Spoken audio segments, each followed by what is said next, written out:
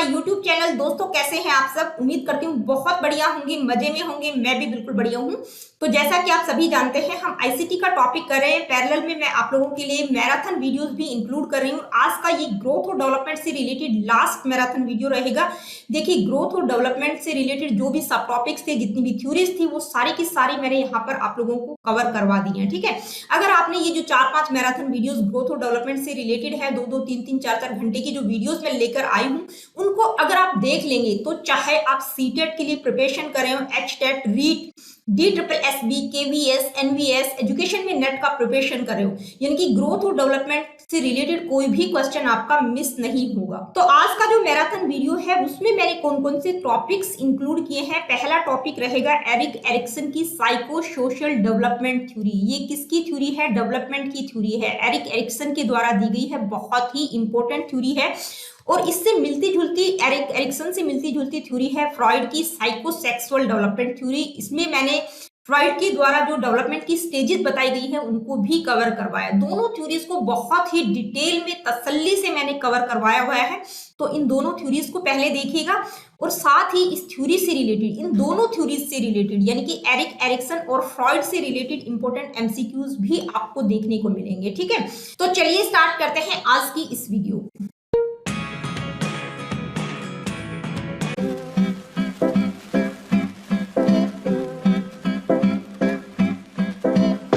आज ही हमारा 15th lecture रहेगा और आज की इस वीडियो में हम बात करेंगे psycho social development theory by Erik Erikson. देखिए, एरिक एरिक्सन की जो मनोसामाजिक सिद्धांत है, उसको आज की वीडियो में बिल्कुल डिटेल में समझेंगे। तो आप लोगों से रिक्वेस्ट है कि वीडियो को स्टार्टिंग से लेके लास्ट तक बिल्कुल कंप्लीट देखिएगा, तभी आपको ये थ्योरी अच्छे से समझ आ पाए। तो चलिए जी, स्टार्ट करते हैं आज की इस वीडियो को। देखिए, वीडियो को स्टार्ट करने से पहले आप लोगों को बताना चाहूंगी कि हमने ग्रोथ और डेवलपमेंट में कौन कौन से टॉपिक्स डिस्कस कर लिए हैं। तो यहाँ पर जो है ये 17th टॉपिक आप लोग देख रहे हैं, ये मैं करवा चुकी हूँ आप लोगों को। DSSB PRT की पेडागोजी की जो प्लेलिस्ट है, उसमें ये सारे टॉपिक्स मिल जाएंगे। तो देखिए, ये 17 टॉपिक नहीं है, ये 26-27 वीडियो हैं। ठीक है, 26-27 वीडियो जो है ऑलरेडी ग्रोथ और डेवलपमेंट पर मेरे चैनल पर अवेलेबल है।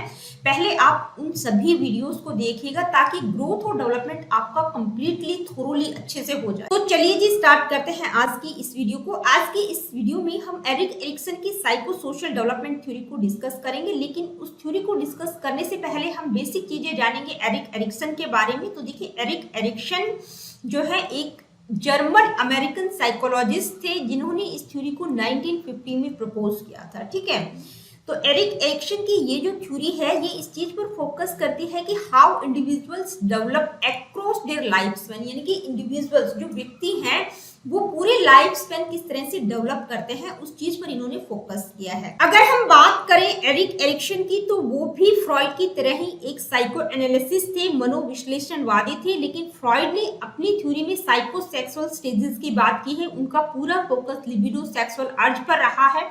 लेकिन एरिक्सन की जो थ्योरी है, वो सोशल इंटरेक्शन पर फोकस करती है। तो एरिक्सन का इंटरेस्ट इस चीज में था कि किस तरह से सोशल इंटरेक्शन और जो हमारे रिलेशनशिप है, उनका अहम रोल है व्यक्ति की ग्रोथ और डेवलपमेंट। तो इस चीज को स्टडी करना चाहते थे कि किस तरह से सोशल इंटरेक्शन और रिलेशनशिप एक अहम रोल अदा करते हैं व्यक्ति की ग्रोथ और डेवलपमेंट में। तो उन्होंने सोशल इंटरेक्शन की बात की है, सामाजिक अंतःक्रिया की बात की है। तो एरिक्सन की जो थ्योरी है, वो एपिजेनेटिक प्रिंसिपल पर बेस्ड है। अब ये एपिजेनेटिक प्रिंसिपल का मतलब है कि जो व्यक्ति है, वो एक सीक्वेंस में ग्रो करते हैं। ठीक है, आप लोगों से पूछा भी जा सकता है कि जो एरिक्सन की थ्योरी है, वो कौन से प्रिंसिपल पर बेस्ड है। तो कौन से प्रिंसिपल पर? Epigenetic principle. और एपिजेनेटिक प्रिंसिपल का मतलब क्या होता है, यानी कि व्यक्ति जो है एक सीक्वेंस में ग्रो करते हैं। अब ये जो एरिक एरिक्सन है, वो एक फेमस टर्म के लिए बहुत ज्यादा जाने जाते हैं। बहुत बार सीटेट में क्वेश्चन पूछा भी गया है, किस टर्म के लिए एरिक एरिक्सन जाने जाते हैं? Identity crisis. ये जो टर्म है, ये बिल्कुल डायरेक्ट इनसे संबंधित है, यानी कि इस टर्म का संबंध किससे है? एरिक एरिक्सन से। तो आपसे पूछा जा सकता है कि आइडेंटिटी क्राइसिस टर्म का संबंध कौन सी साइकोलॉजिस्ट से है, तो वो एरिक एरिक्सन से है। या एरिक एरिक्सन कौन सी टर्म के लिए जाने जाते हैं, तो कौन सी टर्म, आइडेंटिटी क्राइसिस, जिसका मतलब है पहचान का संकट। ये जो आइडेंटिटी क्राइसिस टर्म है, इसको आगे मैं आप लोगों को स्टेजेस में एक्सप्लेन करूं। तो एरिक एरिक्सन की ये जो साइको सोशल डेवलपमेंट थ्योरी है, इसमें उन्होंने 8 स्टेजेस की बात की है। उन्होंने जो है व्यक्ति की पूरी लाइफ स्पैन को, यानी कि पूरी जीवन प्रक्रिया को उन्होंने 8 चरणों में विभाजित कर दिया है। उनका मानना है कि हर व्यक्ति इन 8 स्टेजेस से होकर गुजरता है, डेवलप करता है थ्रू आउट लाइफ। ठीक है, उन्होंने पूरी लाइफ स्पैन को 8 चरणों में विभाजित कर दिया है और उनका मानना है कि हर स्टेज पर एक क्राइसिस होता है, एक कॉन्फ्लिक्ट होता है, एक संकट होता है।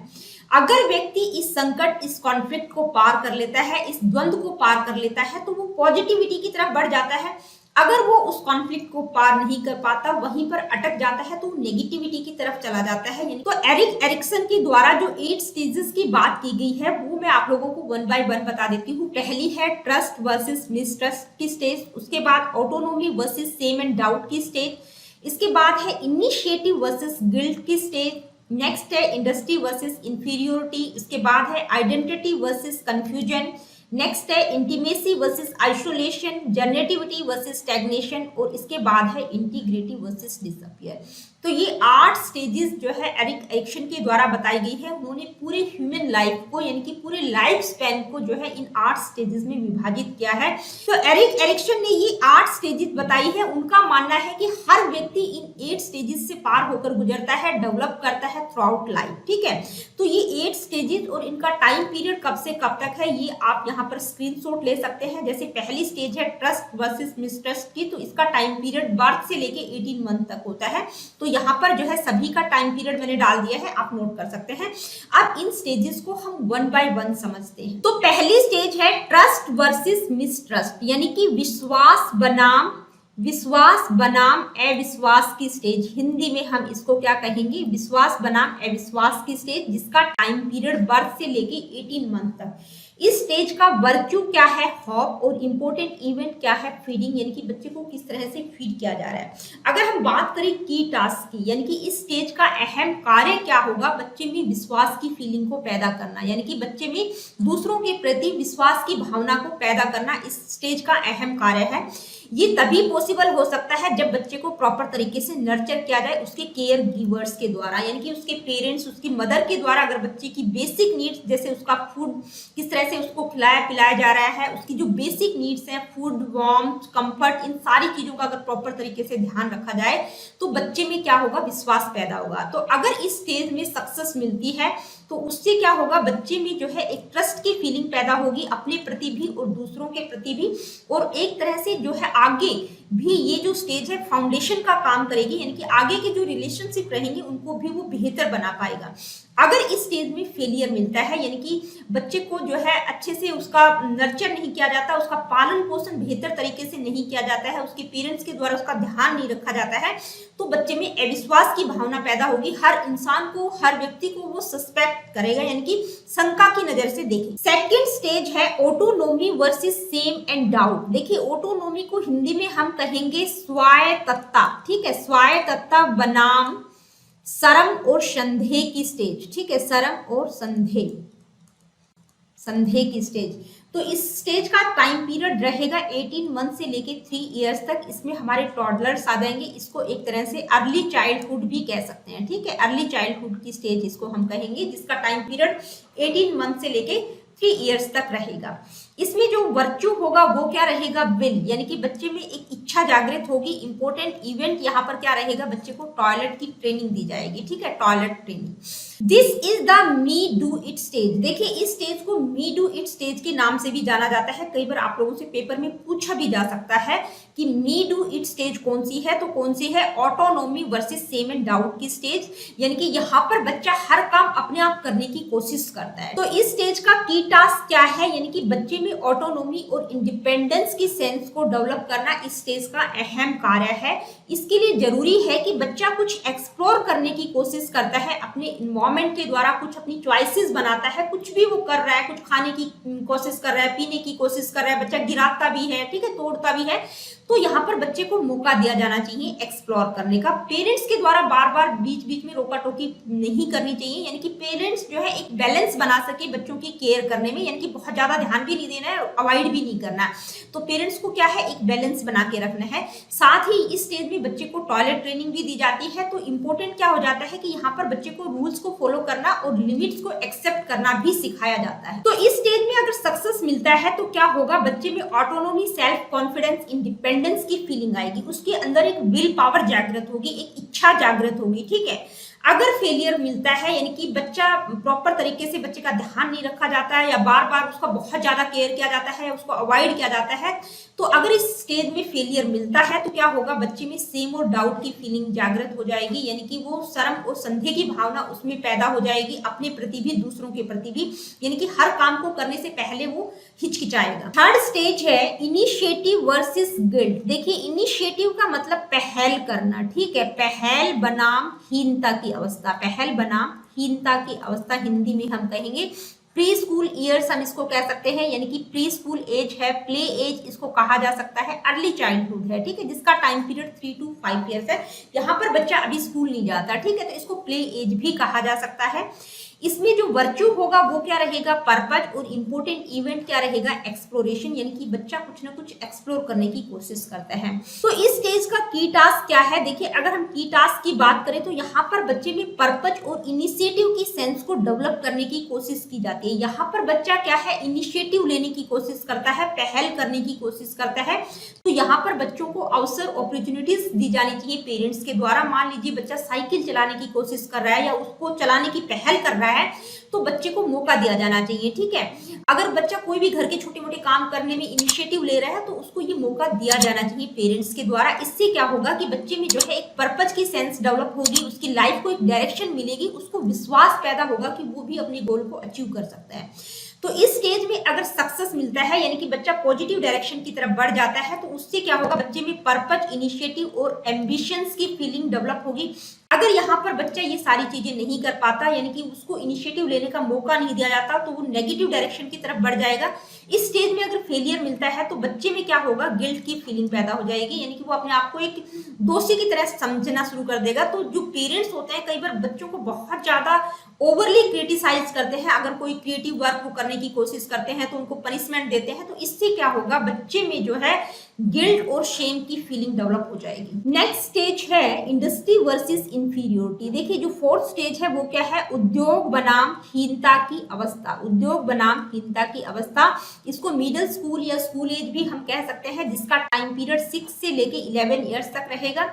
इस स्टेज का वर्च्यू क्या रहेगा, कॉम्पिटेंसी, और इंपॉर्टेंट इवेंट क्या रहेगा, स्कूल, यानी कि यहाँ पर बच्चा स्कूल जाना शुरू कर देता है। तो इस स्टेज का की टास्क क्या है, देखिए बच्चे में इंडस्ट्री और कॉम्पिटेंसी की सेंस को डेवलप करना। देखिए यहाँ पर इंडस्ट्री का मतलब क्या है, यानी कि बच्चा कोई भी टास्क या कोई भी स्किल्स जो वो प्रेजेंट कर रहा है उसमें वो कॉम्पीट कर सके। तो यहाँ पर इंपॉर्टेंट बात क्या है कि बच्चा अगर किसी चीज में पार्टिसिपेट करना चाहता है, किसी गेम में, किसी स्कूल एक्टिविटीज में, किसी क्विज में, तो उसको कॉम्पीट करने का मौका दिया जाना चाहिए। यानी कि अगर उसको मौका मिलता है तो वो कॉम्पीट कर पाता है, तो यहाँ बच्चे में कॉम्पिटेंसी की फीलिंग डेवलप होगी, ठीक है। साथ ही इस स्टेज में क्या होता है, बच्चे को कोऑपरेट करने के रूल्स को भी फॉलो करना सिखाया जाता है, ताकि बच्चा दूसरे बच्चों के साथ कोऑपरेट कर सके।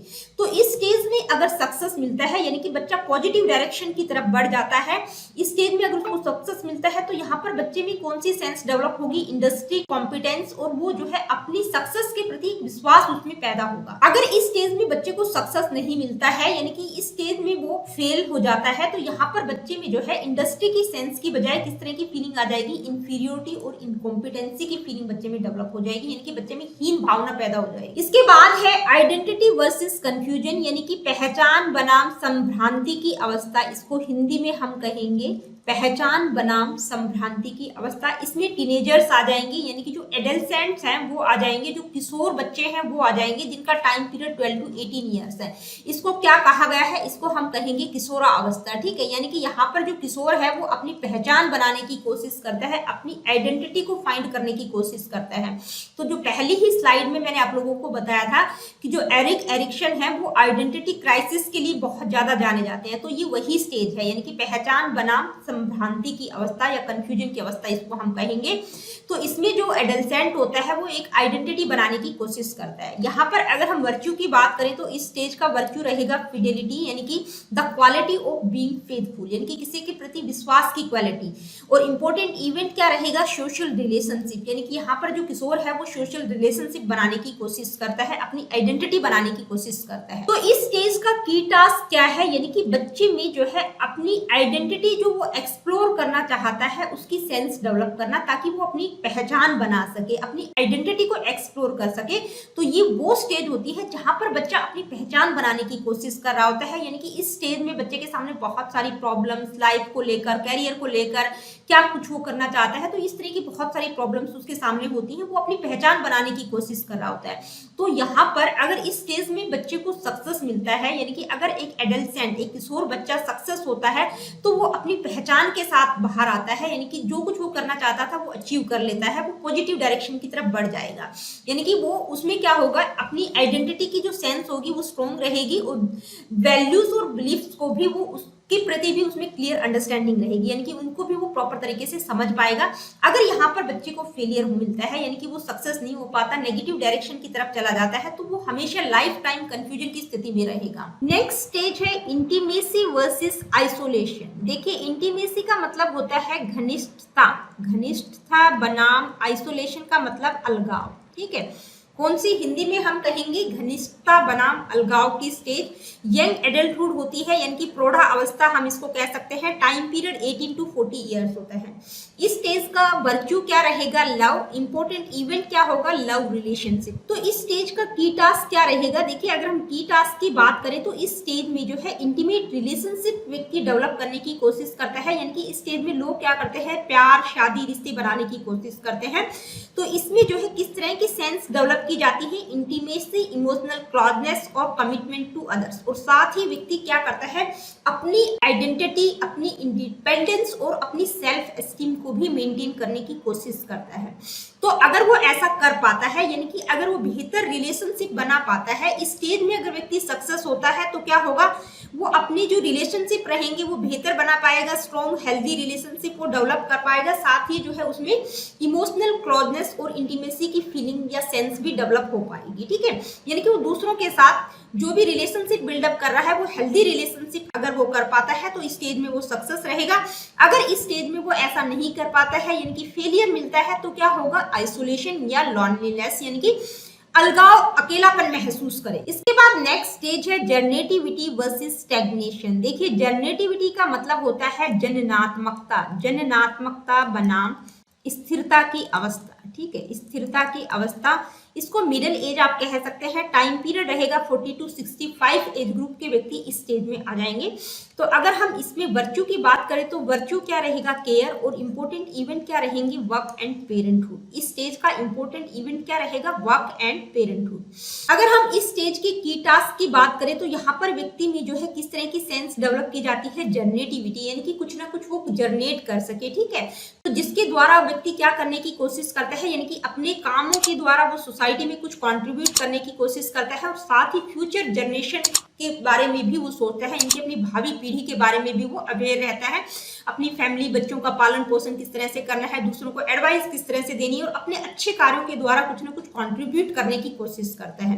तो इस स्टेज में व्यक्ति को अगर सक्सेस मिलती है तो उसमें किस तरह की सेंस डेवलप होगी, जनरेटिविटी की, यानी कि उसको लगेगा कि जो भी कार्य उसके थे पेरेंटहुड से रिलेटेड या बच्चों के पालन पोषण से रिलेटेड या फैमिली से रिलेटेड या सोसाइटी में कॉन्ट्रीब्यूशन से रिलेटेड, अगर वो अच्छे से कर पाता है तो उसमें जो है जनरेटिविटी की सेंस डेवलप होगी और उसको अपनी लाइफ पर्पजफुल लगेगी। लेकिन अगर उसको सक्सेस नहीं मिलता है इस स्टेज में तो व्यक्ति जो है स्टैग्नेशन फील करेगा, रुका हुआ फील करेगा, उसको लगेगा कि उसकी लाइफ का कोई पर्पज ही नहीं है। इसके बाद नेक्स्ट स्टेज है इंटीग्रिटी वर्सेस डिस्पेयर। देखिए इंटीग्रिटी का मतलब होता है अखंडता, अखंडता बनाम निराशा की अवस्था, हिंदी में हम कहेंगे ओल्डर एडल्टहुड, इसको आप कह सकते हैं या लेटर मैच्योरिटी भी कह सकते हैं।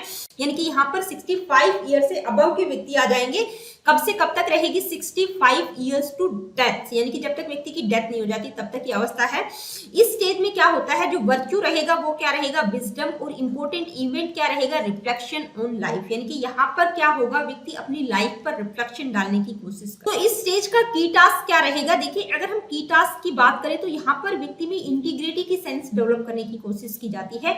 यानी कि यहाँ पर व्यक्ति अपने पास्ट एक्सपीरियंसेस, पास्ट चॉइसेस जो भी उसकी रही हैं, जो भी उसने अच्छे या बुरे कार्य किए, उन पर वो रिफ्लेक्शन डालने की कोशिश करता है। यानी कि उसकी मिस्टेक्स क्या है, अकम्प्लिशमेंट या रिलेशनशिप किस तरह के रहे, उन सारी चीजों पर रिफ्लेक्शन डालने की कोशिश करता है, यानी कि उनके बारे में चिंतन मनन करता है। जहां पर अगर इस स्टेज में उसको सक्सेस मिलती है, उसको लगता है कि उसने जो है वो अपनी लाइफ से सेटिस्फाइड है, जो कुछ उसने किया वो बहुत अच्छा रहा, तो यहाँ पर अगर वो सक्सेस पाता है, यानी कि स्टेज में उसको सक्सेस मिलती है, तो उसमें इंटीग्रिटी या विजडम की सेंस डेवलप होगी, यानी कि उसको अपनी लाइफ पर्पजफुल लगेगी, अच्छी लगेगी। अगर यहाँ पर उसको फेलियर मिलता है तो किस तरह की फीलिंग उसमें आएगी? डिस्पेयर और रिग्रेट फील करेंगे, यानी कि उसको पश्चाताप महसूस होगा, निराशा महसूस होगी, चिड़चिड़ापन वो फील करेंगे। तो देखिए इरिक्सन ने ये 8 स्टेजेस बताई हैं जिनके थ्रू व्यक्ति डेवलप करता है, यानी कि उन्होंने व्यक्ति की पूरे लाइफ स्पैन को 8 स्टेजेस में डाल दिया है। यानी कि बच्चा जब जन्म लेता है तब से लेकर जब तक उसकी डेथ नहीं हो जाती, तो उसके पूरे लाइफ स्पैन को, थ्रू आउट लाइफ को उन्होंने 8 स्टेजेस, 8 चरणों में विभाजित किया है। ठीक है, तो देखिए अगर हम इनकी थ्योरी को कंक्लूड करें तो इस इमेज से आप इनकी पूरी थ्योरी को समझ सकते हैं। यानी कि इन्होंने 8 स्टेजेस की बात की है, तो अप्रोक्सीमेट एज क्या रहेगी हर स्टेज की? जैसे पहली स्टेज है इन्फेंसी स्टेज, जिसका टाइम पीरियड 1 to 1.5 ईयर्स तक रहेगा, यानी कि 18 मंथ तक रहेगा। साइकोलॉजिकल क्राइसिस या टास्क, देखिए ट्रस्ट और मिसट्रस्ट की जो हमने बात की है, जो पहली स्टेज है ट्रस्ट और मिसट्रस्ट की, तो यहाँ पर ट्रस्ट और मिसट्रस्ट की जो हम बात कर रहे हैं वो क्या है? साइकोलॉजिकल क्राइसिस या टास्क हम कह सकते हैं। यानी कि व्यक्ति में अगर विश्वास पैदा होता है तो वो पॉजिटिव डायरेक्शन की तरफ जाएगा, अगर मिसट्रस्ट होता है यानी कि अविश्वास पैदा होता है तो नेगेटिव साइड वो चला जाएगा। ठीक है, तो ये ट्रस्ट और मिसट्रस्ट, ये जो भी स्टेजेस दी गई हैं, ये क्या है? ये साइकोलॉजिकल क्राइसिस या टास्क आप इनको कह सकते हैं। और कौन सा वर्च्यू कौन सी स्टेज में डेवलप होगा यहाँ पर आप देख सकते हैं। हर स्टेज का वर्च्यू आपको पता होना चाहिए, और साथ ही इंपॉर्टेंट इवेंट क्या रहेगा वो हर स्टेज में मैंने आप लोगों को बताया है। तो एक तरह से इनकी पूरी थ्योरी का ये आप कंक्लूजन देख सकते हैं इस इमेज के थ्रू, इसका स्क्रीनशॉट आप ले सकते हैं। अब हम आगे बढ़ते हैं। देखिए इनकी इस थ्योरी का कुछ क्रिटिसिज्म भी हुआ है। फर्स्ट पॉइंट है लिमिटेड कल्चरल डाइवर्सिटी, यानी कि सांस्कृतिक विविधता लिमिटेड है। क्यों है? क्योंकि एरिक्सन के द्वारा जो ऑब्जर्वेशन किया गया था वो मिडिल क्लास व्हाइट अमेरिकन पर किया गया था। तो अगर इस थ्योरी की कल्चरल डाइवर्सिटी की अगर हम बात करें तो देखिए दूसरे सोशियो कल्चरल बैकग्राउंड्स पर ये एप्लीकेबल नहीं है, ये कुछ आलोचकों का मानना है, कुछ क्रिटिक्स का मानना है। नेक्स्ट है ओवर एम्फेसिस ऑन चाइल्डहुड। तो देखिए इन्होंने अपनी थ्योरी में जो स्टार्टिंग की 4-5 स्टेजेस हैं उन पर ज्यादा फोकस किया है, यानी कि चाइल्डहुड पर ज्यादा फोकस किया है। जो बाद के स्टेजेस हैं उन पर इन्होंने बहुत ज्यादा फोकस नहीं किया है, एम्फेसाइज नहीं किया है। लेक ऑफ एम्पिरिकल एविडेंसेस, यानी कि अनुभवजन्य तथ्यों का अभाव है, तथ्यों का अभाव है। क्यों है? क्योंकि इनकी जो थ्योरी है वो ऑब्जर्वेशन बेस्ड है, क्वालिटेटिव रिसर्च बेस्ड है।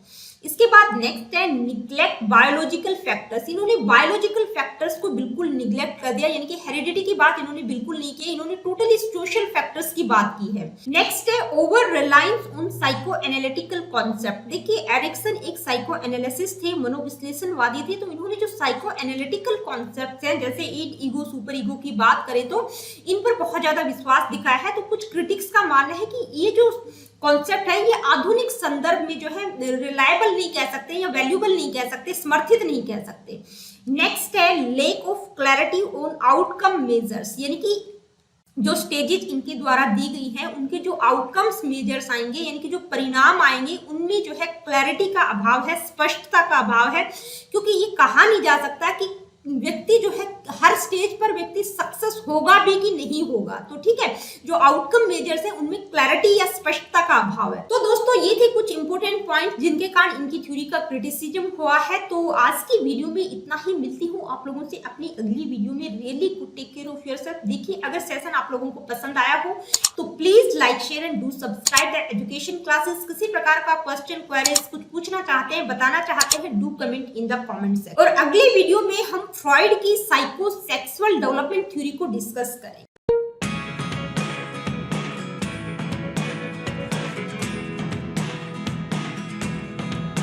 तो आज की इस वीडियो में हम उसी सीरीज का नेक्स्ट टॉपिक डिस्कस करेंगे। देखिए, आप सभी जानते हैं हम डेवलपमेंट की थ्योरीज को डिस्कस कर रहे हैं।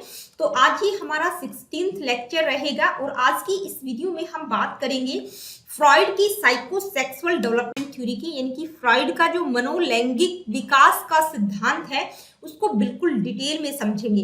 देखिए, इस थ्योरी को स्टार्ट करूं मैं उससे पहले आप लोगों को बताना चाहूंगी कि ग्रोथ और डेवलपमेंट का टॉपिक हम कर रहे हैं। तो ग्रोथ और डेवलपमेंट से रिलेटेड ये 18 टॉपिक्स मैं बिल्कुल डिटेल में आप लोगों को करवा चुकी हूं। तो देखिए, ये 18 टॉपिक्स नहीं है, ये लगभग 30 वीडियोस हो चुकी हैं। हम जो थ्योरीज कर रहे हैं उनको भी यहाँ पर मैंने इंक्लूड कर दिया है। तो ग्रोथ और डेवलपमेंट से रिलेटेड ये 30 वीडियोस हैं, तो आप इनको सभी को देखिएगा क्योंकि टोटल आपका ग्रोथ और डेवलपमेंट बिल्कुल डिटेल में कंप्लीट हो जाएगा। तो चलिए स्टार्ट करते हैं आज की इस वीडियो को। आज की इस वीडियो में हम सिगमंड फ्रॉइड की साइकोसेक्सुअल थ्योरी को बिल्कुल डिटेल में समझेंगे, लेकिन इससे पहले हम बात करेंगे सिगमंड फ्रॉइड के बारे में जिन्होंने इस थ्योरी को प्रपोज किया है। तो देखिए, सिगमंड फ्रॉइड एक ऑस्ट्रियन न्यूरोलॉजिस्ट थे और फाउंडर रहे हैं वो किसके, साइको एनालिसिस के, जो कि ह्यूमन पर्सनैलिटी को समझने का टोटली इंटायरली एक न्यू अप्रोच है। ठीक है, साइको एनालिसिस क्या होता है, यानी कि मनोविश्लेषणवाद क्या है, ये मैंने आप लोगों को जब संप्रदाय करवाए थे साइकोलॉजी के, उसमें आप लोगों को डिटेल में करवाया हुआ है।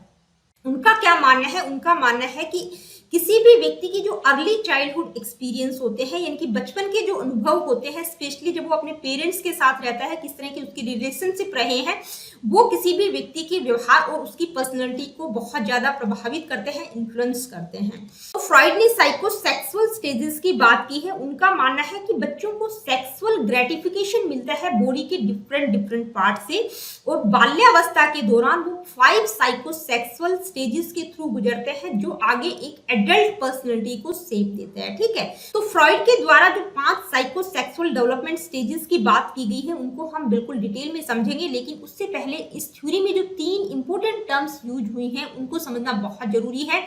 तो कौन कौन सी वो 3 टर्म्स हैं यहाँ मैं आप लोगों को बता रही हूँ। पहली है लिबिडो। देखिए, लिबिडो पर फ्रॉइड ने बहुत ज्यादा फोकस किया है। लिबिडो क्या है? Libido is nothing but the sexual energy, जो कि हर स्टेज में डिफरेंट होगी। ठीक है, तो उन्होंने इसको प्राइमरी फोर्स कहा है जो कि ह्यूमन बिहेवियर को ड्राइव करती है।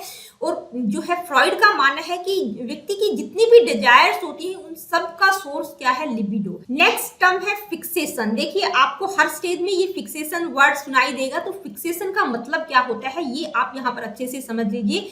फिक्सेशन का मतलब जो लिबिडो है, जो सेक्सुअल अर्ज है, जो सेक्सुअल एनर्जी है, अगर वो स्टक हो जाती है, यानी कि किसी एक पर्टिकुलर स्टेज पर वो रुक जाती है, तो उसको इन्होंने फिक्सेशन कहा है। नेक्स्ट टर्म है इरोजिनस जोन। देखिए, इरोजिनस जोन का मतलब क्या है, बॉडी का वो एरिया, बॉडी का वो पार्ट जो कि सेक्सुअल स्टिमुलेशन के प्रति सेंसिटिव होगा। ठीक है, उसको इन्होंने इरोजिनस जोन मिला है, यानी कि बॉडी का वो पार्ट जिसमें बच्चे को सेक्सुअल ग्रेटिफिकेशन मिलेगा। और फ्रॉइड का मानना है कि ये जो इरोजिनस जोन है ये हर स्टेज पर डिफरेंट होगा, हर स्टेज का डिफरेंट इरोजिनस जोन रहेगा। फ्रॉइड ने ह्यूमन माइंड को आइसबर्ग के मेटाफोर से कंपेयर किया है, यानी कि उन्होंने माइंड की 3 लेवल्स की बात की है। कौन कौन सी? कॉन्शियस, प्री कॉन्शियस और अनकॉन्शियस। ठीक है, ये 3 लेवल्स उन्होंने माइंड के बताए हैं। तो यहाँ पर ये जो आइसबर्ग दिखाई दे रहा है, इसमें जो टॉप आइसबर्ग है ये क्या है, कॉन्शियस माइंड को रिप्रेजेंट करता है। जो सबमर्ज पार्ट है ये है प्री कॉन्शियस माइंड को रिप्रेजेंट करता है, और जो सबसे नीचे वाला पार्ट है वो क्या है, अनकॉन्शियस माइंड। ठीक है, तो फ्रॉइड ने माइंड के 3 लेवल्स की बात की है, कॉन्शियस, प्री कॉन्शियस और अनकॉन्शियस। यानी कि मन की तुलना उन्होंने बर्फ से की है, यानी कि जैसे अगर बर्फ को अगर आप पानी में डालेंगे तो उसका जो 90% भाग है वो पानी के अंदर रहता है, ये 90% पार्ट है। जो 10% भाग है वो पानी से ऊपर रहता है, जिसको उन्होंने कॉन्शियस माइंड का नाम दिया है।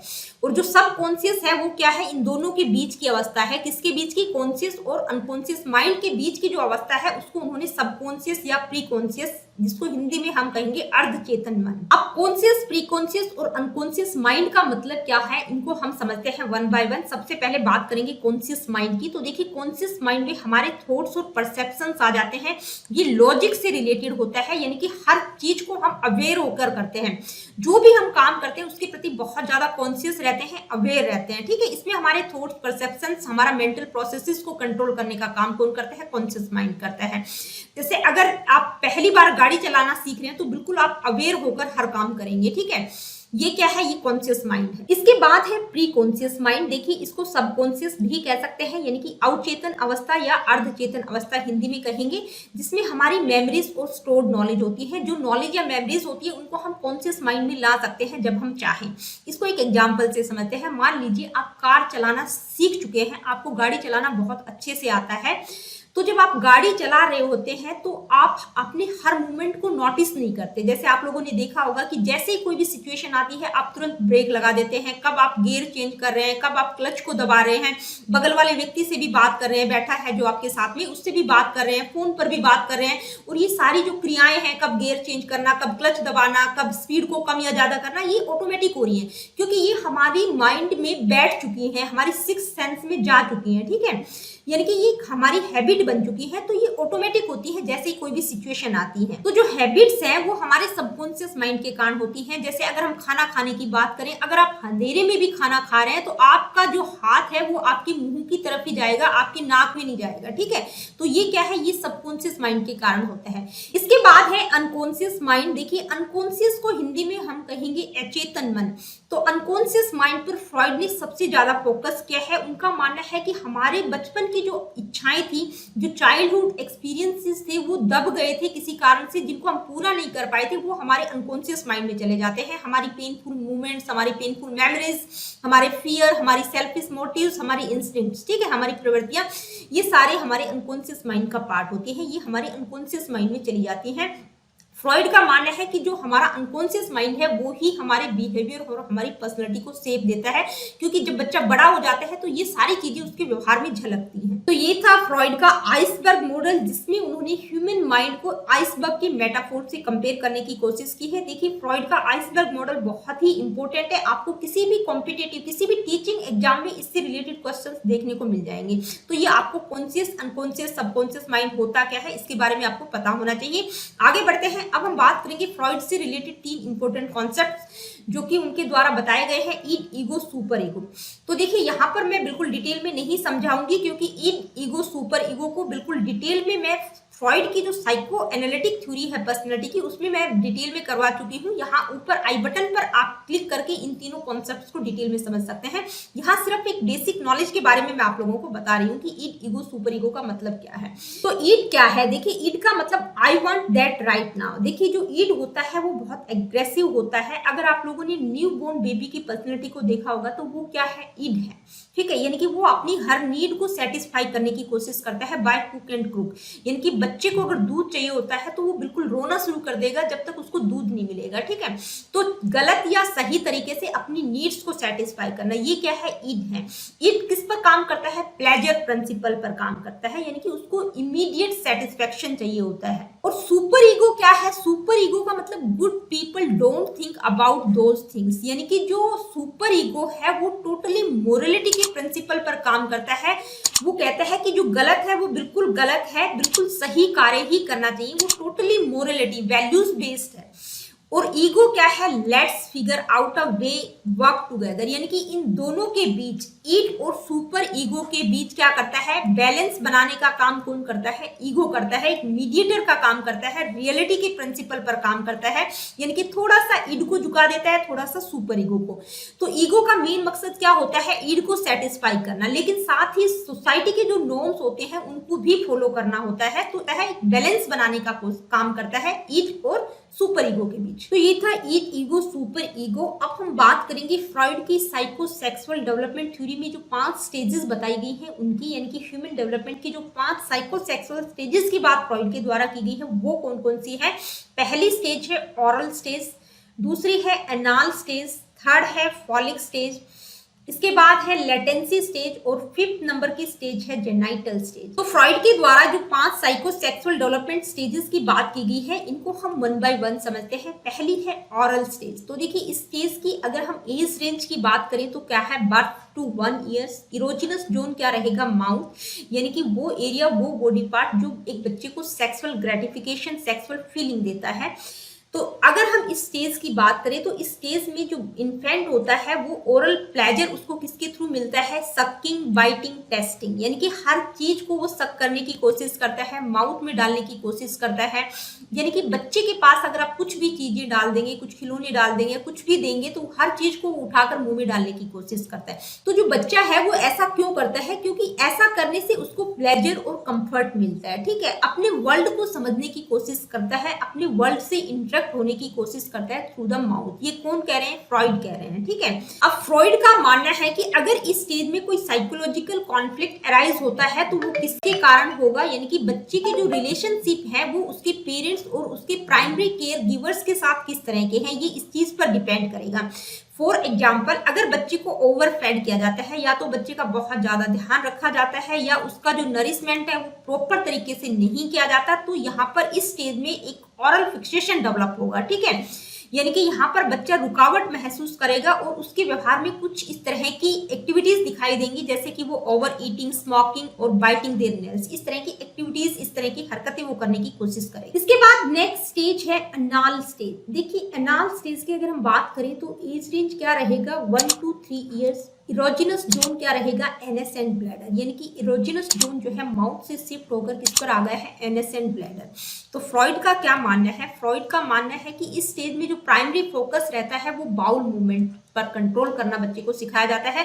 साथ ही बच्चे को टॉयलेट की ट्रेनिंग भी दी जाती है, यानी कि टॉयलेट ट्रेनिंग यहाँ पर बच्चे को दी जाती है ताकि बच्चे में एक इंडिपेंडेंस की सेंस पैदा हो। तो इस स्टेज में बच्चे को बाउल मूवमेंट और टॉयलेट ट्रेनिंग दी जाती है। तो अगर बच्चा ये सारी चीजें नहीं सीख पाता है तो यहाँ पर एक साइकोलॉजिकल कॉन्फ्लिक्ट पैदा हो जाएगा। तो फ्रॉइड का मानना है कि यहाँ पर अगर पेरेंट्स बच्चे के प्रति बहुत ज्यादा, यानी कि उसकी टॉयलेट ट्रेनिंग के प्रति बहुत ज्यादा स्ट्रिक्ट हैं, तो यहाँ पर बच्चे में फिक्सेशन डेवलप हो जाएगा और बच्चे की जो पर्सनालिटी डेवलप होगी वो किस तरह की रहेगी, देखिए किस तरह की पर्सनालिटी डेवलप होगी, एनाल रिटेंटिव। ठीक है, एनाल रिटेंटिव पर्सनालिटी यहाँ पर बच्चे की डेवलप होगी, जिसके कारण बच्चा बहुत ही ऑर्डरलीनेस, ऑब्सेसिव और स्टिंगीनेस रहेगा। यानी कि स्टिंगीनेस का मतलब बहुत ज्यादा कंजूस होगा, 1 रुपया भी उसको खर्च करना होगा तो बहुत सोच समझ के करेगा, ऑर्डर्स के प्रति बहुत ज्यादा स्ट्रिक्ट रहेगा। अगर पेरेंट्स बच्चे की टॉयलेट ट्रेनिंग के प्रति बहुत ज्यादा लीनियंट है तो यहाँ पर बच्चे की जो पर्सनालिटी डेवलप होगी वो किस तरह की रहेगी, एनाल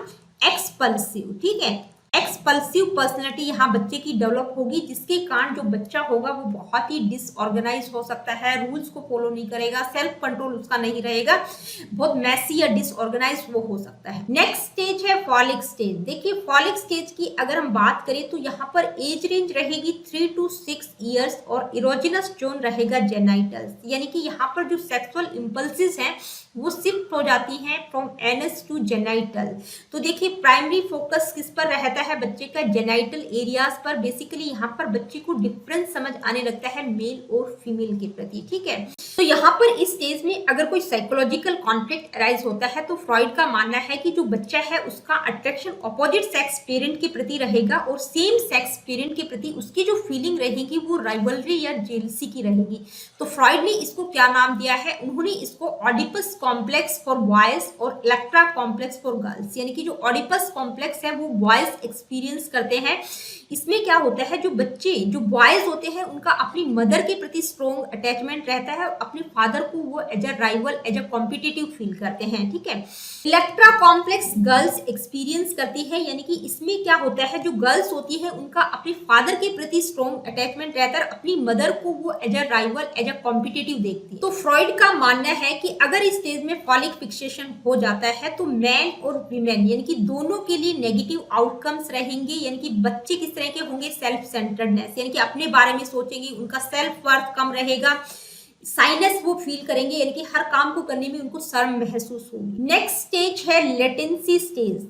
देखिए इसका अगर हम एज रेंज की बात करें तो एज रेंज है 6 टू प्यूबर्टी और इरोजिनस जोन रहेगा सेक्सुअल फीलिंग्स आर इनएक्टिव। देखिए यहाँ पर जो सेक्सुअल फीलिंग्स होंगी बच्चे की वो इनएक्टिव हो जाती है, सुप्रेस हो जाती है, दब जाती है। लेटेंट का मतलब ही क्या होता है, हिडन। ठीक है, तो इस स्टेज में क्या होता है, यानी कि इस स्टेज में जो बच्चे होते हैं उनका जो मेन फोकस होता है वो सेक्सुअलिटी से हटकर किस तरह की सोशल और कॉग्निटिव स्किल्स यहाँ पर बच्चे में डेवलप होती है। इस स्टेज में बच्चे जो है किस तरह की एक्टिविटीज पर फोकस करते हैं, अपने दोस्तों के साथ खेलना, नई नई चीजें सीखना, नई चीज को एक्सप्लोर करना, अपने इंटरेस्ट को एक्सप्लोर करने की कोशिश करते हैं।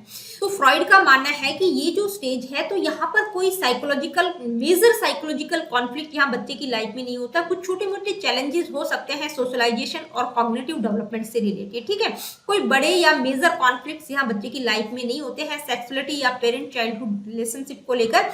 तो यहाँ पर इस स्टेज में अगर फिक्सेशन डेवलप होता है तो बच्चे में जो है इमेच्योरिटी की फीलिंग आ जाएगी, यानी कि आगे जो वो अपनी इंटर रिलेशनशिप बिल्डअप करने में असमर्थ हो। Now last stage of psychosexual development theory is genital stage.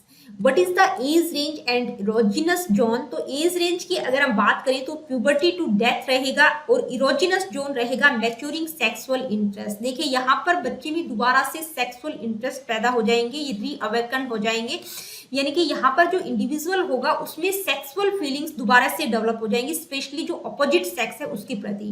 तो फ्रॉइड का मानना है कि जेनाइटल स्टेज में अगर साइकोलॉजिकल कॉन्फ्लिक्ट आता है तो वो किसके कारण आता है, यानी कि जो किशोर बच्चा है वो अपनी सेक्सुअल डिजायर्स को भी पूरा करने की कोशिश करना चाहता है, अपनी मेच्योरिटी की जो नीड है उसको भी फॉर्म करना चाहता है, इंटीमेट रिलेशनशिप बनाने की कोशिश करता है। तो इन सारी चीजों के कारण साइकोलॉजिकल कॉन्फ्लिक्ट आ सकता है उसकी लाइफ में। तो जो इंडिविजुअल जो है इस स्टेज में जो साइकोलॉजिकल कॉन्फ्लिक्ट आते हैं उनको नेविगेट करने में एनेबल रहता है, यानी कि उनको नेविगेट नहीं कर पाता तो उसको क्या क्या प्रॉब्लम हो सकती है, यानी कि इंटीमेट रिलेशनशिप बनाने में उसको प्रॉब्लम हो सकती है या कोई सेक्सुअल प्रॉब्लम उसकी लाइफ में डेवलप कर सकती है। लेकिन कोई इंडिविजुअल अगर ऊपर की जो चारों स्टेजेस हैं उनको अच्छे से कंप्लीट कर लेता है, सक्सेसफुली वो कंप्लीट कर लेता है, तो वो किस तरह का रहेगा, वेल एडजस्टेड, केयरिंग और secure individuals at this stage, यानी कि वो वेल एडजस्टेड रहेगा, अपने रिलेशनशिप के प्रति बहुत ज्यादा केयरिंग रहेगा और सिक्योर फील करेगा इस स्टेज में। तो दोस्तों ये थी साइकोसेक्सुअल डेवलपमेंट की 5 स्टेजेस जो कि फ्रॉइड के द्वारा बताई गई हैं। अब हम बात करेंगे क्रिटिसिज्म की। देखिए इस थ्योरी को क्रिटिसाइज भी किया गया है, तो कौन कौन से रीजन है जिसके कारण इस थ्योरी का क्रिटिसिज्म हुआ है। फर्स्ट पॉइंट है लेक ऑफ एम्पिरिकल एविडेंसेस। देखिए अनुभवजन्य तथ्यों का अभाव है।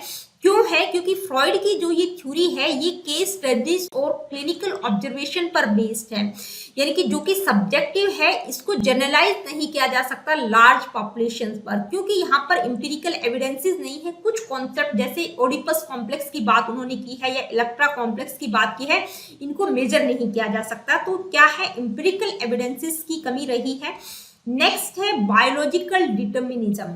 तो देखिए फ्रॉइड ने बहुत ज्यादा इंफसाइज किया है role of biology and innate drives in human behaviour, यानी कि बायोलॉजिकल डिटर्मिनिज्म पर बहुत ज्यादा फोकस किया है, जबकि जो दूसरे इन्वायरमेंटल फैक्टर्स हैं, सोशल फैक्टर्स हैं, उनको इन्होंने बिल्कुल निग्लेक्ट कर दिया है। नेक्स्ट है ओवर इम्फसाइज ऑन सेक्सुअलिटी। देखिए सेक्सुअलिटी पर बहुत ज्यादा इम्फसाइज किया गया है, यानी कि फ्रॉइड की जो ये थ्योरी है सेक्सुअलिटी पर बहुत ज्यादा इम्फसाइज करती है। सेक्सुअलिटी को ही इन्होंने प्राइमरी मोटिवेटर कहा है ह्यूमन बिहेवियर का, तो इसके कारण भी इनका क्रिटिसिज्म हुआ है। तो दोस्तों आज की वीडियो में इतना ही। देखिए डेवलपमेंट की जितनी भी इंपॉर्टेंट थ्योरीज थी वो सभी कंप्लीट हो चुकी है। अगली वीडियो में हम इन थ्योरीज से रिलेटेड एमसीक्यूज को डिस्कस करेंगे। तो मिलती हूँ आप लोगों से अपनी अगली वीडियो में। Really good, take care of yourself. देखिए अगर वीडियो सेशंस आप लोगों को पसंद आते हैं तो please like, share and do subscribe the education classes. अगर किसी प्रकार का क्वेश्चन, क्वेरीज या कुछ पूछना चाहते हैं, बताना चाहते हैं, do comment in the comment section. देखिए कमेंट जरूर किया करो ताकि मुझे फीडबैक मिलता रहे, मुझे मोटिवेशन मिलता रहे।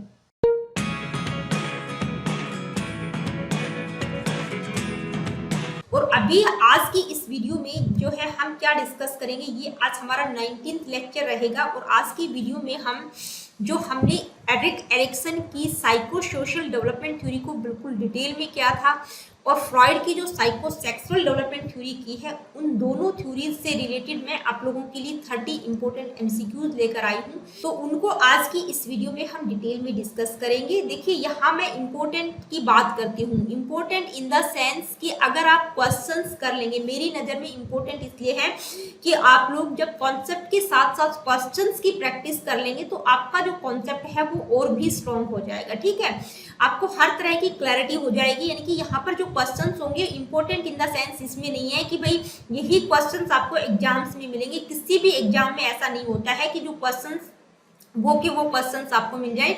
उससे क्या है कि आपका कॉन्सेप्ट और ज्यादा क्लियर हो जाता है, आपको छोटे छोटे कॉन्सेप्ट्स की क्लैरिटी हो जाती है, आपके डाउट्स क्लियर हो जाते हैं क्वेश्चंस के through.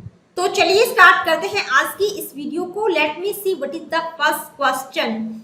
Erik Erikson's psychosocial development theory emphasizes the importance of। देखिए एरिक एरिक्सन की जो साइकोसोशल डेवलपमेंट थ्योरी है, मनोसामाजिक सिद्धांत किस चीज की महत्ता पर बल देता है?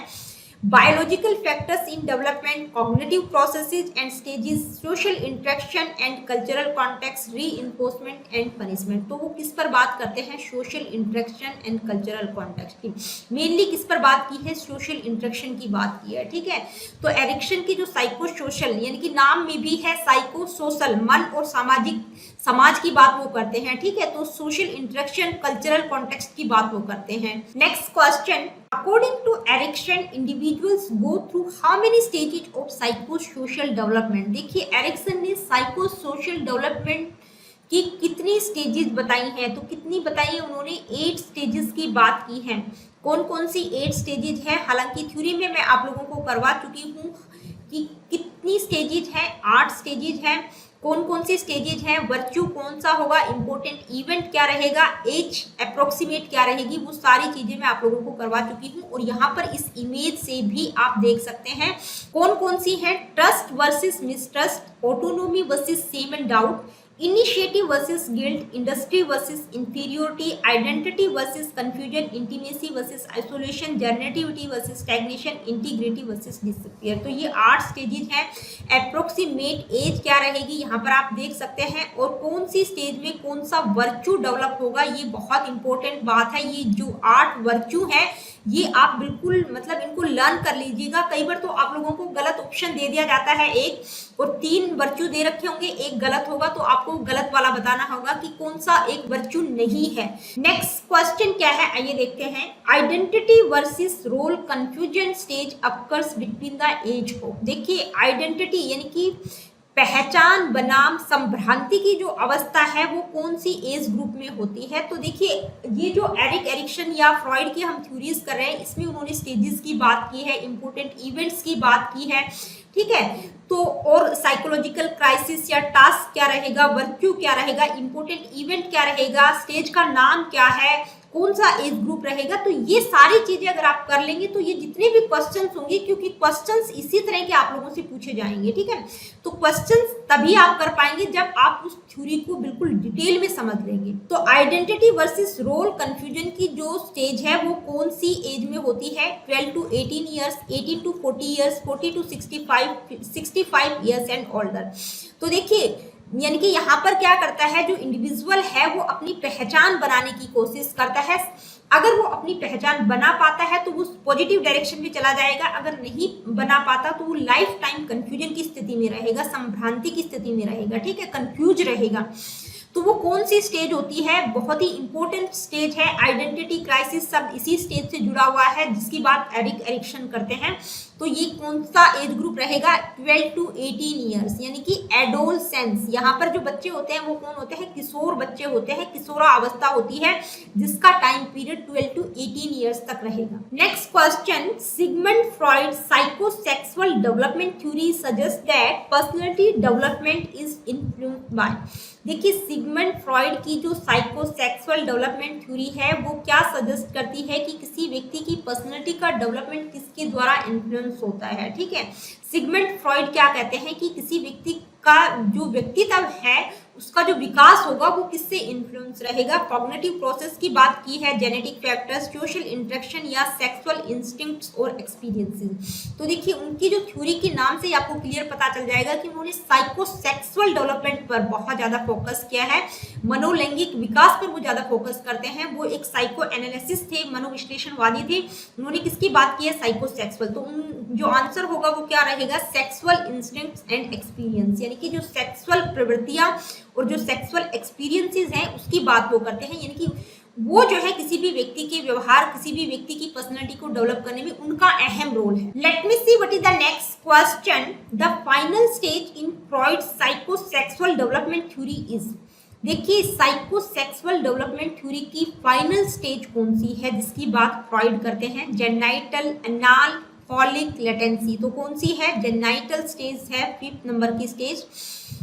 अगर हम जेनाइटल स्टेज की बात करें तो देखिए एज की अगर हम बात करें तो एज क्या रहेगी? प्यूबर्टी, यानी कि puberty to death, puberty to death रहेगी। इरोजिनस जोन क्या रहेगा? यहाँ पर जो है सेक्सुअल इंटरेस्ट मेच्योर हो जाते हैं ऑपोजिट सेक्स के प्रति, यानी कि मेल का फीमेल के प्रति इंटरेस्ट ज्यादा अट्रैक्शन रहता है और फीमेल का मेल के प्रति अट्रैक्शन हो जाता है, यानी कि दोबारा से जागृत हो जाते हैं। जबकि लेटेंसी स्टेज में क्या होता है? बच्चे में कॉग्निटिव स्किल्स का डेवलपमेंट होता है, उसमें इस तरह की कोई सेक्सुअल अट्रैक्शन नहीं होता, ठीक है।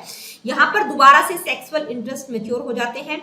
और अगर हम बात करें फिक्सेशन की, यानी कि अगर किसी एडल्सेंट की लाइफ में, किसी किशोर बच्चे की लाइफ में कोई क्राइसिस आता है, साइकोलॉजिकल क्राइसिस आ जाता है, तो उसके कारण क्या होता है? फिक्सेशन हो सकता है। तो फिक्सेशन के कारण क्या होगा? कोई सेक्सुअल प्रॉब्लम वो फेस कर सकता है, जैसे अनहेल्दी सेक्स रिलेशनशिप को बना सकता है। Next question, the genital stage occurs during. तो देखिए ये जो जेनाइटल स्टेज है ये कौन सी अवस्था में होती है? Adolescence and adulthood, childhood and early adolescence, adulthood and old age, early childhood and pre adolescence. तो देखिए अभी मैंने आपको इसका एज बताया था कि प्यूबर्टी, ठीक है, यानी कि 12-13 साल की अवस्था से लेकर डेथ तक रहती है। तो क्या होगा? एडोलसेंस एंड एडल्टहुड, यानी कि 12-13 साल की अवस्था कौन सी होती है? एडोलसेंस। प्यूबर्टी हम कहते हैं, प्यूबर्टी के बाद कौन सी अवस्था शुरू हो जाती है? एडोलसेंस, यानी कि प्यूबर्टी का जो लास्ट टाइम होता है उसको हम एडोलसेंस कहते हैं। तो ये 12-13 साल से लेके एडल्टहुड डेथ तक रहती है। तो कौन सी स्टेज होगी, कौन सी एज ग्रुप रहेगा? एडोलसेंस एंड एडल्टहुड, यानी कि किशोरा अवस्था और प्रौढ़ावस्था की बात हम करते हैं। कौन सी अवस्था के दौरान होती है? किशोरा अवस्था और प्रौढ़ावस्था के दौरान। Late me see what is the next question. The primary virtue that emerges from successfully resolving the trust versus mistrust stage। देखिए जो पहली स्टेज है एरिक एरिक्सन की, ट्रस्ट वर्सेस मिसट्रस्ट की जो स्टेज है, अगर उसमें जो है अगर वो सक्सेसफुली रिजोल्व हो जाती है, यानी कि बच्चा जो है ट्रस्ट की तरफ चला जाता है, बच्चे में विश्वास पैदा हो जाता है, तो जो वर्च्यू होगा वो कौन सा डेवलप होगा? होप, विल, पर्पज या फिडेलिटी। तो यहाँ पर बच्चे में कौन सा वर्च्यू डेवलप होगा? होप, यानी कि बच्चे के अंदर अगर विश्वास पैदा होता है, उसके केयर गिवर्स, उसके पेरेंट्स, उसकी मदर के द्वारा उसका अच्छे से ध्यान रखा जाता है, तो बच्चे में एक विश्वास की भावना पैदा होती है, उसमें एक होप जागृत होती है। तो कौन सा वर्च्यू डेवलप होगा? Hope. Next question, the stage in Erikson's theory that occurs during toddlerhood, यानी कि जो टॉडलर्स हैं वो कौन सी स्टेज में आ जाएंगे? तो ये थ्योरी में मैंने आप लोगों को बताया था, initiative versus guilt, autonomy versus shame and doubt, industry versus inferiority, intimacy versus isolation. तो जो टॉडलर्स होते हैं उनका जो एज ग्रुप की अगर हम बात करें तो 18 मंथ से लेके 2 या 3 साल का बच्चा होता है, ठीक है। 2 या 3 इयर्स का जो बच्चा होता है उसको हम क्या कहते हैं? टॉडलर्स। तो कौन सी स्टेज में आएगी? जो पहली स्टेज है वो कौन सी होती है? Trust versus mistrust. कौन सा एज ग्रुप रहता है? 0 to 18 मंथ्स। और सेकंड स्टेज कब से कब तक रहेगी? 18 मंथ टू 3 इयर्स। तो ये टॉडलर्स किसमें आएंगे? 18 मंथ से 3 इयर्स का जो बच्चा होता है उसको हम टॉडलर्स कहते हैं। तो कौन सी स्टेज होगी? सेकंड नंबर की स्टेज होगी, autonomy versus shame and doubt. Next question क्या है, आइए देखते हैं। The primary virtue that emerges from successfully resolving the autonomy versus same and doubt stage। देखिए जो हमने अभी पिछली ही स्लाइड में देखा, autonomy versus shame and doubt की स्टेज, यानी कि स्वायत्तता बनाम शर्म और संदेह की अवस्था की हम बात कर रहे हैं। अगर वो सक्सेसफुली रिजोल्व हो जाती है तो इस स्टेज में जो वर्च्यू डेवलप होगा वो कौन सा होगा? विल, ट्रस्ट, इनिशिएटिव या कॉम्पिटेंस। तो देखिए इनिशिएटिव तो कोई वर्च्यू है ही नहीं, ठीक है। या तो विल होगा, ट्रस्ट होगा या कॉम्पिटेंस। तो कौन सा वर्च्यू डेवलप होगा? तो देखिए autonomy versus shame and doubt stage का अगर हम एज रेंज बात करें तो एज क्या रहेगी? 18 मंथ से लेके 3 इयर्स तक के बच्चे इसमें आ जाएंगे, जिसको हम टॉडलर्स कहते हैं। हमारे जो टॉडलर्स हैं वो इस एज ग्रुप में आते हैं, ठीक है, इनकी 2-3 साल का जो बच्चा होता है। तो अगर इस स्टेज को मी डू इट स्टेज भी कहा जाता है। मी डू इट यानी कि यहाँ पर बच्चा हर काम खुद से करने की कोशिश करता है, तो पेरेंट्स के द्वारा बच्चे को मौका दिया जाना चाहिए। इंपॉर्टेंट इवेंट इस स्टेज का क्या रहता है? टॉयलेट ट्रेनिंग, यानी कि यहाँ पर बच्चे को टॉयलेट ट्रेनिंग दी जाती है। तो ये स्टेज में अगर बच्चे को सक्सेस मिलता है तो बच्चे में किस तरह की सेंस डेवलप होगी? ऑटोनॉमी की, यानी कि स्वायत्तता की, उसमें सेल्फ कॉन्फिडेंस का डेवलपमेंट होगा। तो इस स्टेज में जो वर्च्यू डेवलप होगा वो क्या रहेगा? विल, ठीक है। कौन सा वर्च्यू डेवलप होगा? यहाँ पर बच्चे में एक इच्छा जागृत होगी, विल पावर आएगी अगर वो इस स्टेज में सक्सेस होता है, पॉजिटिव डायरेक्शन की तरफ जाता है। Late me see what is the next question. The stage in Erikson's theory that occur during the pre school years, यानी कि प्री स्कूल ईयर्स के अंतर्गत कौन सी स्टेज आएगी? ठीक है, प्री स्कूल ईयर्स की बात हम 3 to 5 ईयर्स की बात करें, यानी कि जब बच्चा 3 से 5 साल का होता है तो कौन सी स्टेज होगी? Identity versus role confusion, generativity versus stagnation, initiative versus guilt, intimacy versus isolation. तो देखिए कौन सी स्टेज होगी? कौन सी होगी? इनिशिएटिव वर्सेस गिल्ट, यानी कि यहाँ पर बच्चा इनिशिएट लेने की कोशिश करता है। तो इनिशिएटिव वर्सेस गिल्ट की जो स्टेज है ये 3rd नंबर की स्टेज है। एज रेंज की अगर हम बात करें तो 3 to 5 ईयर रहेगा।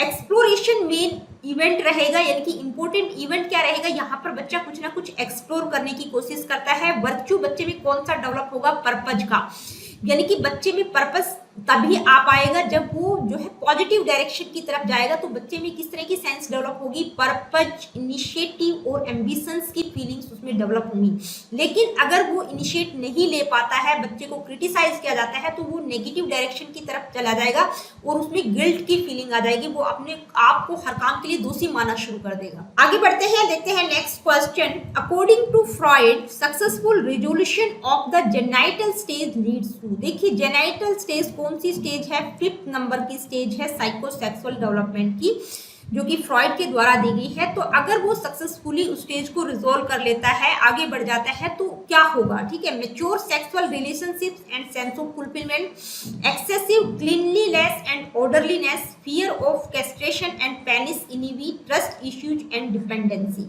तो देखिए अगर वो 5th नंबर की स्टेज जेनाइटल स्टेज को सक्सेसफुली रिजोल्व कर लेता है तो क्या होगा? Mature sexual relationships and sense of fulfilment, यानी कि जो सेक्सुअल रिलेशनशिप रहेंगी वो मेच्योर रहेंगी और उसमें जो है एक फुलफिलमेंट की सेंस डेवलप होगी, यानी कि उसको अपनी लाइफ फुलफिल लगेगी, अच्छी लगेगी। Next question, the latency stage occurs during. देखिए जो लेटेंसी स्टेज है वो कब होती है? 6 to 12 ईयर्स, 12 to 18, 18 to 40 या एडल्टहुड। तो सबसे पहले पता होना चाहिए कि लेटेंसी स्टेज की बात कौन करते हैं? फ्रॉइड करते हैं साइकोसेक्सुअल डेवलपमेंट थ्योरी में। कौन सी स्टेज है? 4th नंबर की स्टेज है। एज की अगर हम बात करें तो एज क्या रहेगा? 6 to प्यूबर्टी। प्यूबर्टी का मतलब 12-13 साल का बच्चा, ठीक है। तो कब इसका जो टाइम पीरियड रहेगा वो क्या रहेगा? 6 to 12। तो प्यूबर्टी का मतलब 12 इयर्स का जो बच्चा होता है, 11-12 इयर्स का बच्चा, उसको हम बोलते हैं कि उसमें प्यूबर्टी का जो टाइम पीरियड है वो स्टार्ट हो चुका है, यानी कि यौवन प्रारंभ हो गया है। तो ठीक है, तो आपका आंसर क्या रहेगा? 6 to 12 इयर्स। तो लेटेंसी स्टेज जो है 4th नंबर की स्टेज है। एज ग्रुप क्या रहेगा? 6 to puberty.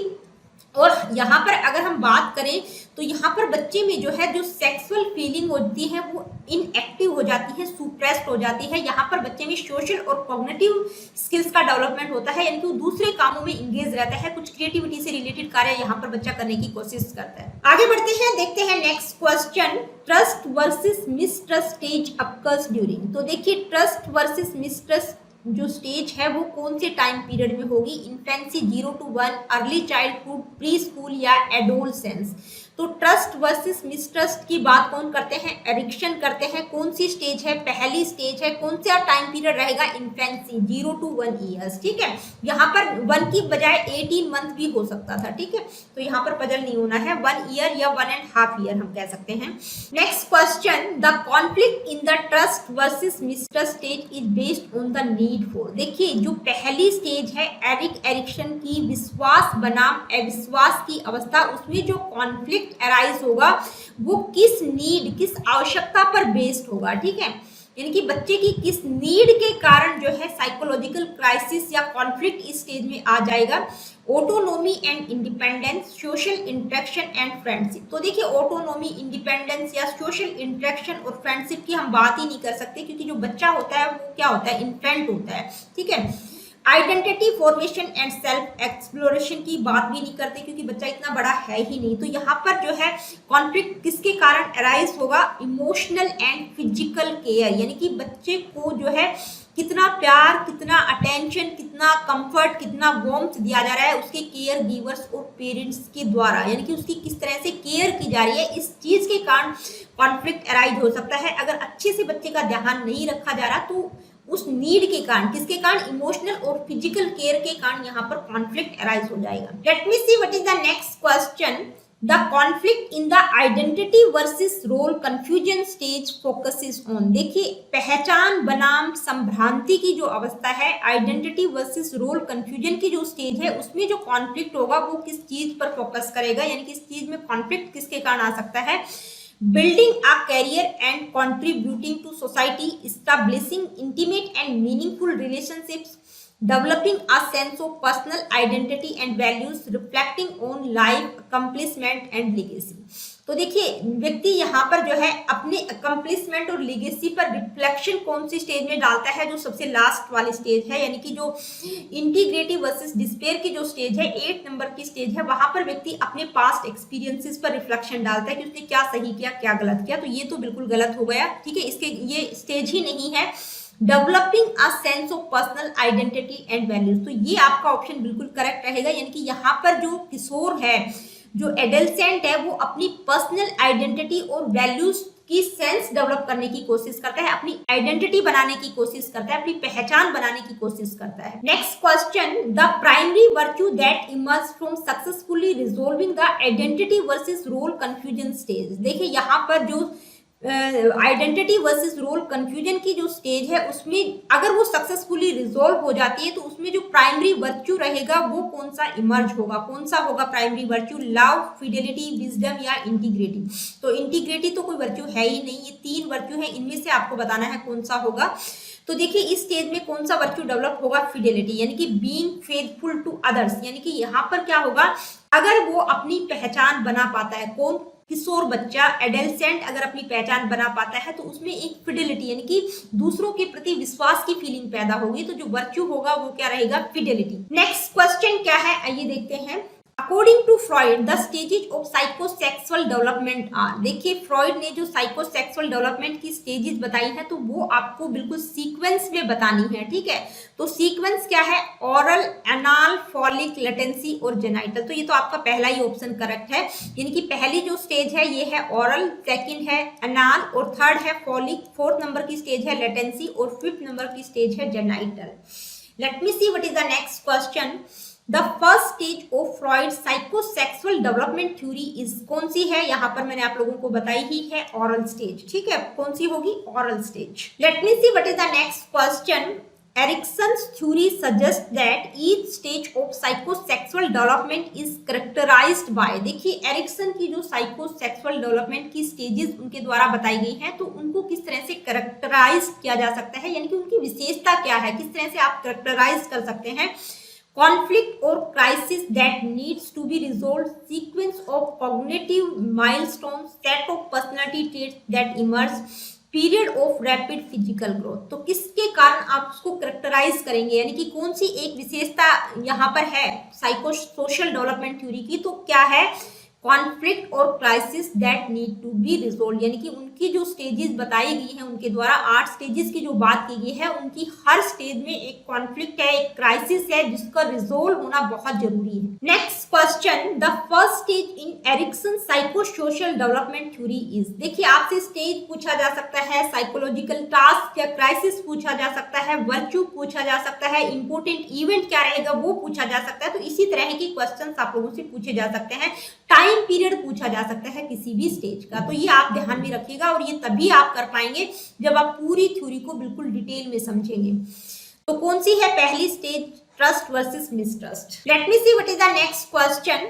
The primary focus of pleasure and conflict in the oral stage. देखिए ओरल स्टेज की हम बात कर रहे हैं, किसके द्वारा बात की गई है, फ्रॉइड के द्वारा। कौन सी थ्योरी में, साइकोसेक्सुअल डेवलपमेंट थ्योरी की हम बात करें, कौन सी स्टेज है, पहली स्टेज है ओरल स्टेज।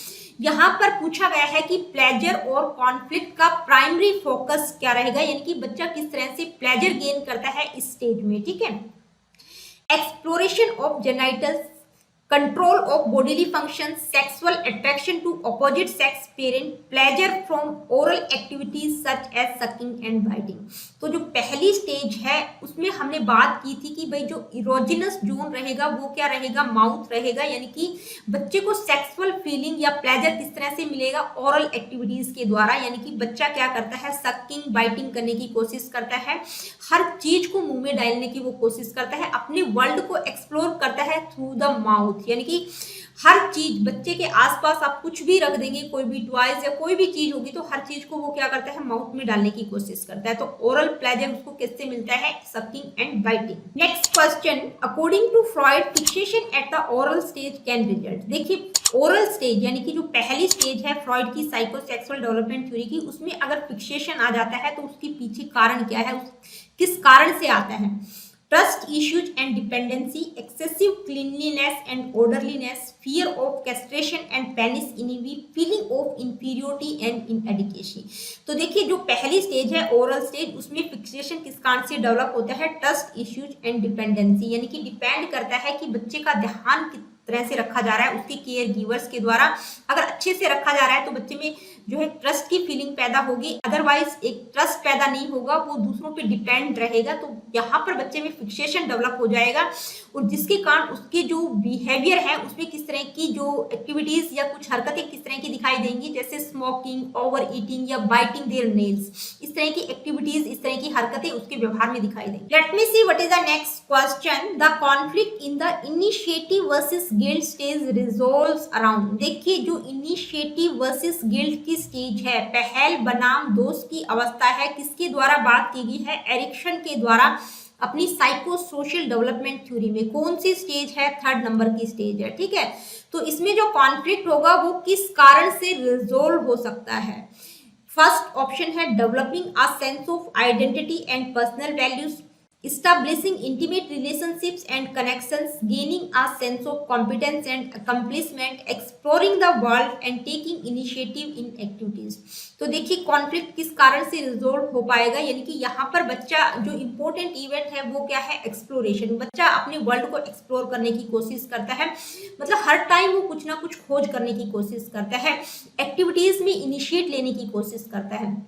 तो रिजोल्व किस कारण से हो पाएगा, कॉन्फ्लिक्ट की प्रॉब्लम ही नहीं आएगी, यानी कि कॉन्फ्लिक्ट किस कारण से नहीं आएगा, अगर वो एक्सप्लोर कर पाता है, exploring the world and taking initiatives in activities, यानी कि एक्टिविटीज में इनिशिएट ले पा रहा है, इनिशिएटिव वो ले रहा है और अपने वर्ल्ड को खुद एक्सप्लोर करने की कोशिश कर रहा है, तो यहाँ पर जो कॉन्फ्लिक्ट होगा वो रिजोल्व हो जाएगा। Next question, the stage in Erikson's theory that occur during adolescence. देखिए एडोलसेंस का मतलब किशोरा अवस्था के दौरान जो है कौन सी स्टेज आएगी, कौन सी स्टेज की बात करते हैं हम एडोलसेंस में, identity versus role confusion, generativity versus stagnation, intimacy versus isolation, integrity versus disappear. तो कौन सी स्टेज आएगी एडोलसेंस में, आइडेंटिटी वर्सेस रोल कंफ्यूजन बहुत ही इंपॉर्टेंट स्टेज है, यानी कि यहाँ पर जो किशोर होता है वो अपनी आइडेंटिटी, अपनी पहचान बनाने की कोशिश करता है।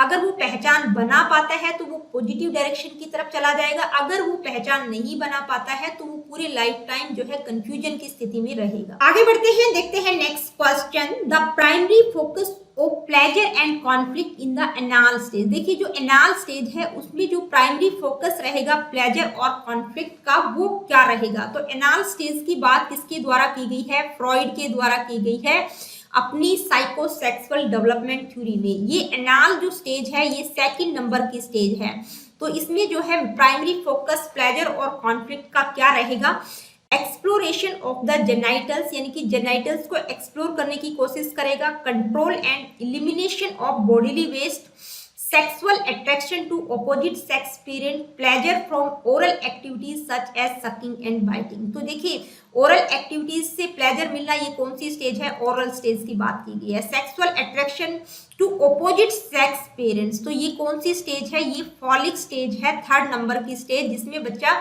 ऑपोजिट सेक्स पेरेंट के प्रति अट्रैक्ट होता है, जिसको फ्रॉइड ने ऑडिपस और इलेक्ट्रा कॉम्प्लेक्स का नाम दिया है। जो ऑडिपस कॉम्प्लेक्स है वो बॉयज एक्सपीरियंस करते हैं और जो इलेक्ट्रा कॉम्प्लेक्स है वो गर्ल्स एक्सपीरियंस करती हैं। ठीक है, तो आपका ऑप्शन क्या रहेगा, control and elimination of bodily waste, यानी कि जो एनाल स्टेज है, ये इस स्टेज में क्या होता है, बच्चे को टॉयलेट ट्रेनिंग दी जाती है, बाउल मूवमेंट कंट्रोल करना सिखाया जाता है। Next question, according to Freud fixation at the anal stage can result.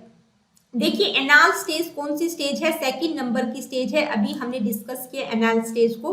तो इसमें अगर फिक्सेशन आता है, ठीक है, तो इसके पीछे क्या कारण है, यानी कि फिक्सेशन अगर डेवलप होता है तो बच्चे की जो पर्सनैलिटी होगी वो किस तरह की होगी, excessive cleanliness and orderliness, trust issues and dependency, fear of castration and penis envy, feelings of guilt and anxiety. तो देखिए जो बच्चे की पर्सनैलिटी होगी वो किस तरह की होगी, एक्सेसिव क्लीनलीनेस एंड ऑर्डरलीनेस, यानी कि वो बहुत ज्यादा साफ सफाई पर फोकस करेगा और ऑर्डर्स को फॉलो करने वाला होगा। किस कारण से, डिपेंड करेगा कि उसकी जो टॉयलेट ट्रेनिंग है उसके प्रति उसके पेरेंट्स का रवैया किस तरह का, यानी कि अगर पेरेंट्स बहुत ज्यादा स्ट्रिक्ट हैं बच्चे की टॉयलेट ट्रेनिंग के प्रति, तो बच्चे की जो पर्सनैलिटी होगी वो किस तरह की होगी, एनाल रिटेंटिव। ठीक है, ये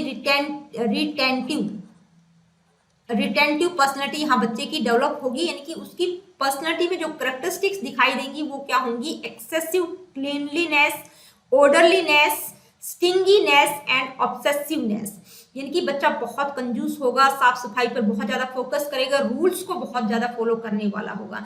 लेकिन दूसरी बात भी यहाँ पर बता देती हूँ, इसका दूसरा कारण भी हो सकता है फिक्सेशन का, यानी कि अगर पेरेंट्स बहुत ज्यादा लीनियंट है तो जो बच्चे की पर्सनैलिटी होगी वो किस तरह की होगी, एनाल एक्सपल्सिव। ठीक है, एक्सपल्सिव पर्सनैलिटी बच्चे की डेवलप होगी, जिसके कारण जो बच्चा होगा वो मेसी डिसऑर्गेनाइज हो सकता है, यानी कि अपने रूम को बहुत गंदा रखेगा, बहुत डिसऑर्गेनाइज तरीके से रहेगा। ठीक है, तो ये फिक्सेशन के कारण यहाँ पर बच्चे में दिखाई देगा। आगे बढ़ते हैं, देखते हैं next question, the 3rd stage in Freud psychosexual development theory is. देखिए कौन सी है 3rd stage, folic stage, anal stage, oral stage या लेटेंसी स्टेज। तो 3rd स्टेज कौन सी है, फॉलिक स्टेज। ठीक है, the primary focus of the latency stage is. देखिए जो लेटेंसी स्टेज है उसका प्राइमरी फोकस क्या रहेगा, लेटेंसी स्टेज फ्रॉइड की साइकोसेक्सुअल डेवलपमेंट थ्योरी की 4th नंबर की स्टेज है।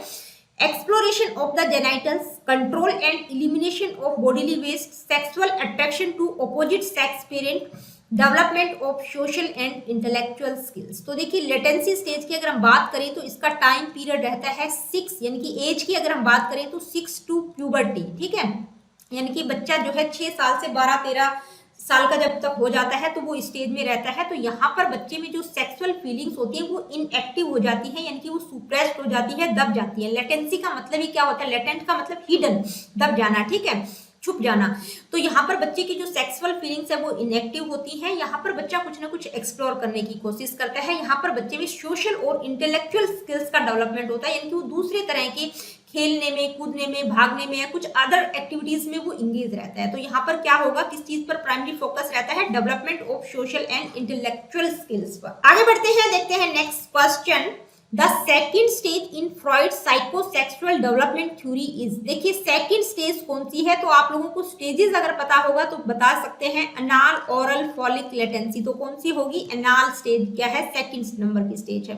Next question, the primary virtue that emerge from successfully resolving the initiative versus guilt stage is. देखिए इनिशिएटिव वर्सेस गिल्ट स्टेज, यानी कि पहल बनाम दोष की जो अवस्था है वो अगर सक्सेसफुली रिजोल्व हो जाती है तो इस स्टेज में जो प्राइमरी वर्च्यू इमर्ज होगा वो कौन सा होगा। ठीक है, इस स्टेज का प्राइमरी वर्च्यू क्या रहेगा अगर बच्चा इस स्टेज को सक्सेसफुली रिजोल्व कर लेता है, यानी कि इसमें वो आगे बढ़ जाता है, इसके पॉजिटिव डायरेक्शन की तरफ बच्चा जाता है, तो जो वर्च्यू होगा वो क्या होगा। ठीक है, ये आपको बताना है। तो सबसे इंपॉर्टेंट बात की जो इनिशिएटिव वर्सेस गिल्ट स्टेज है वो उसकी बात कौन करते हैं? एरिक एरिक्सन करते हैं। किसमें? अपनी साइको सोशल डेवलपमेंट थ्योरी में। अगर हम इस स्टेज की बात करें तो ये कौन सी स्टेज है? 3rd नंबर की स्टेज है। यहाँ पर इंपॉर्टेंट इवेंट क्या रहेगा? बच्चा एक्सप्लोर करने की कोशिश करता है, ठीक है, यानी कि कुछ ना कुछ एक्सप्लोर करने की कोशिश करता है, एक्टिविटीज में इनिशिएटिव लेने की कोशिश करता है।